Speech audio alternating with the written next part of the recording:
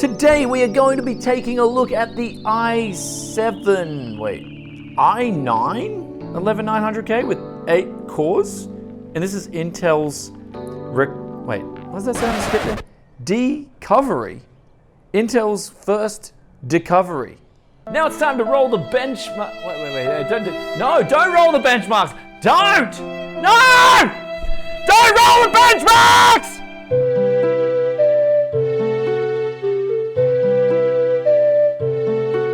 Intel's i9-11900K CPU is finally here. And you can probably hear by the tone on my voice that I'm not too excited about this CPU. And in fact, in the intro, and I hope you guys enjoyed that intro, we called this a decovery because it just seems like Intel's gone backwards with the 11th gen Rocket Lake launch. And the reasons being, we'll discuss all that in today's video, but let's get on straight away into the gaming benchmarks. And this is where Intel put it out there before this launch that the 11900K is going to be the new gaming king. It's going to be the one to get if you want the most FPS. So we decided to pit it against the 5800X, which in the past I've tested this and this was the new gaming king in terms of getting the most FPS. And they're both 8 cores, 16 threads. So today's review is going to be focused really on pitting these two CPUs against each other, though we will show other benchmarks. But let's look at, first of all, CSGO. A competitive multiplayer title, extremely competitive to the point where you want the highest FPS, especially at 1080p. So we decided to test 1080p, low settings, and here's where in CSGO the 5800X scored a victory over the 11900K. And then moving over now to Fortnite, where we got the competitive multiplayer settings up at DX12, we saw the 5800X again score another victory over that of the 11900K. But moving over to Dota 2, this is where the 11900K scored its only victory in today's gaming benchmarks, beating the 5800X by only a slight margin, at least compared to the other games, and especially F1 2020, which we'll pull up next, where the 5800X scored a sizable victory in this game, and this was again DX12 on ultra low settings. And also for the graphics card, we used the RTX 3090 in today's comparison to max out the FPS.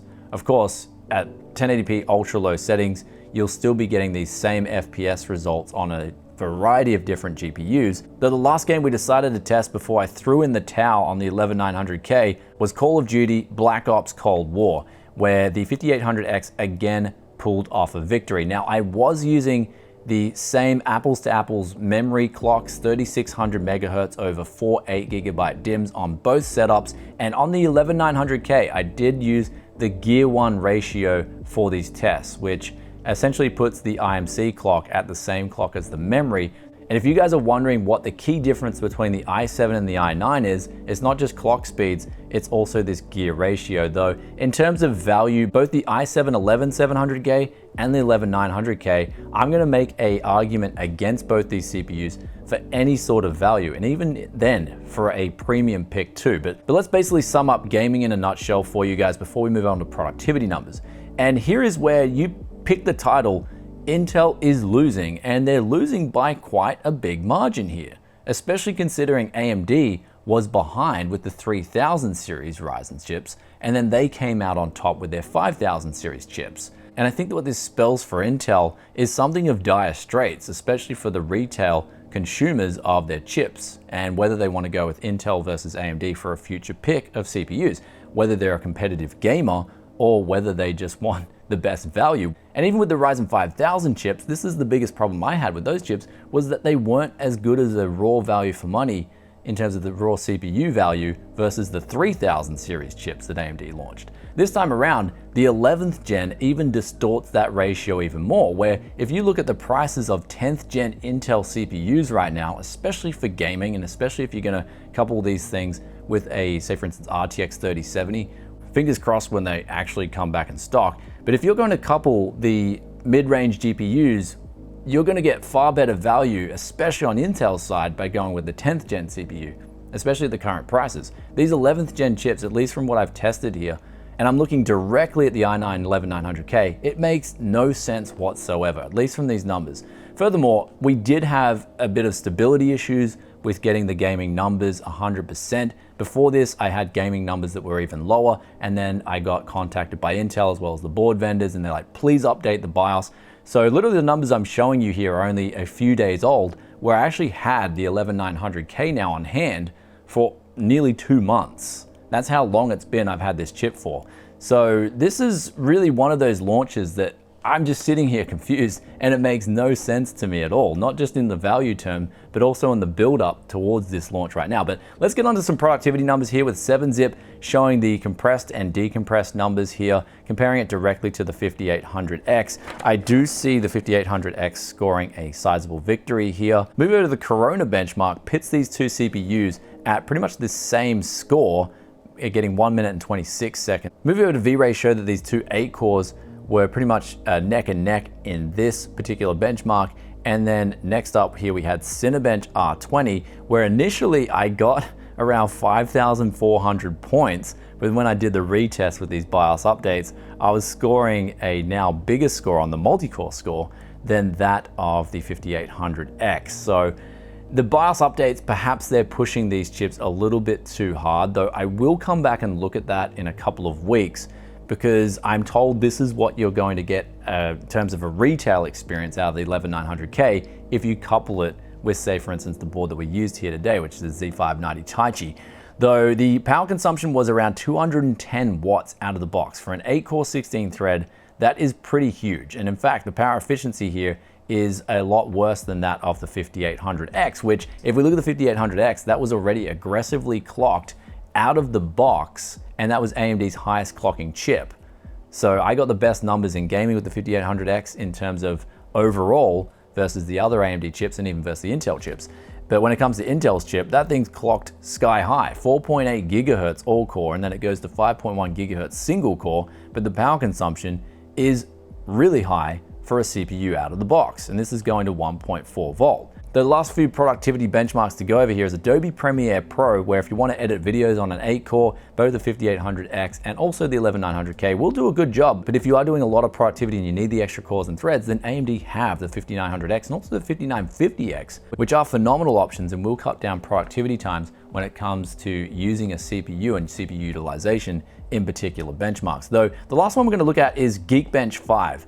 Where we got the highest single core score with the 11900K. This is the highest score I've seen in this benchmark period, but we also got a multi-core score that came in a little bit higher than that of the 5800X. So Intel's really pushing the 11900K to the limits here to try and make it relevant in productivity scores, but the problem here is that they don't have an answer to the 5900X, especially the 5900X, which is coming in at a great price point for 12 cores, 24 threads. So now with those productivity numbers aside, and also the gaming benchmarks being done, we're left with the CPU that really is just not impressing at all. It uses more power than the AMD option. It actually costs more than the AMD option too, being what I'm told 540 MSRP versus AMD's 449 on the 5800X.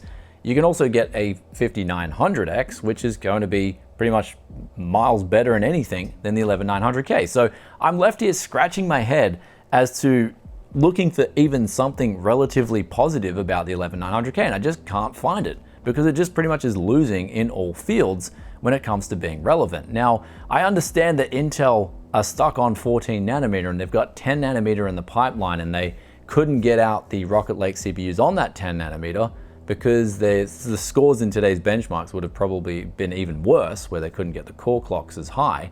But at the same time, people don't want to game on promises. They need to game on what's out in the market now and what they can purchase. And even that same argument can be said for productivity and working. So basically, to conclude simply for you guys with the 11900K, it's just not a CPU that I would go for personally. And in fact, I would rather go for the 10900K or some of the F options out there, which are coming in extremely cheap on the 10th gen at the moment. For instance, the 10700F, great value play, especially in Australia. That thing was coming in, I picked up some recently for 300 Aussie dollars. That's coming under half the cost of this 8-core 16-thread. And when it comes to gaming, especially with mid-range GPUs, I'm pretty sure I'm not going to see really any relevant difference. I'm also going to be using less power. I can get a cheaper motherboard to run the CPU on, and I even get an included cooler with that CPU. So The value proposition of the 11900K just doesn't make any sense at all. The performance figures, they're not great. I just think Intel needed to do more with this launch, especially if they're going to charge more than their 10th gen chips, which is looking like that is the case. Anyhow, guys, this CPU is a miss from me despite what the board partners have done with their new motherboard lineup and the new features like PCIe 4.0, especially on the M.2, and also the PCIe 4.0 on the 16X slot for the graphics card, which is now the CPU supports PCIe 4 natively. That's really not making a whole lot of a difference, especially for gamers. It's actually just means more money out of your pocket if you want to go with Intel. So to be blunt, I'd give the 11900K a miss. I will be taking a look at the F-series CPUs when I can get my hands on them, and also stay tuned where we're going to be doing a live stream talking about sort of summing up all the other reviews and looking at what the market thinks of the 11900K and also the 11th gen, and we'll be doing that tomorrow. So stay tuned, make sure you hit that sub button, ring that bell, get the vids as soon as they drop, and also if you enjoyed this one, then be sure to hit that like button for us. And we've also got the question of the day before we get on out of here, and it comes from Mad Kappa 6, and they ask, the only question I have, and I'm guessing it's probably been asked before, will Windows Update wreck the install and put the bloat back in? So we recently did a Windows 10 video, I'll put the link up here, where we changed the ISO around a little bit and took out all the bloatware and all the crap that we don't use personally here at the studio and we don't need, and we optimized it. And basically we've left in the ability to still update the OS, but we're not entirely sure what will happen when Microsoft rolls up a big update. So basically when the next feature update happens, we'll take a look at that for you guys, and if necessary, we'll be releasing another TYC version, and hopefully with some even more improvements. Glad you guys are also, the feedback on that has been overwhelmingly positive. Glad you guys are loving it. We've been using it here as well, and it's been absolutely amazing. And with that aside, it's time for me to get on out of here with my i7. Oh wait, that's right, it's a i9-11900K. Actually, yeah, i8. Anyway, I'm gone. Peace out for now.